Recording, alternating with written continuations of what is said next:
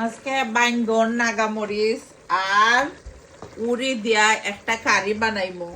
অনেকে কইবা আফা কি তার কারি বানাইবাই, একটা বাজির লাখান বানাইমু। ফার্স্টে গ্রেভি রেডি করলাম, দইনা পয়লাও দিলাইছি। আর আমি মশলা সব সময় মিডিয়াম স্পাইস দেই। অনেকেই কইন আফা ফুল ভিডিও দেখতাম চাই তোমার।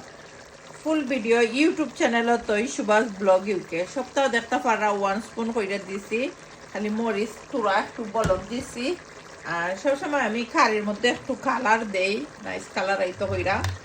তো পাপরিকা আর কি অনেকেই একে আমারে কই না আপা তোমার কারির কালার যে নাইস আয়। মাঝে মধ্যে আমি ভিডিও তো দেখাই না সুন্দর কইরা নাইস কইরা আজকে উড়ি দি বাইঙ্গন দিয়ে একটা কারি বানাইমু। আর মাছ দিমু লাস্টে, এখন না। ফার্স্টে উড়ি হিসতে বাক্কা সময় লাগে, কিন্তু সবাই জানোই। আর বাইঙ্গন হিসতে কিন্তু বেশি একটা সময় লাগে না। দেখতে পারার নাগা আমি সব সময় খাইতে বালা পাই। আর এটা আফ্রিকান নাগা, এটা হিলা জাল নাই, বাংলাদেশি নাগাল নাই।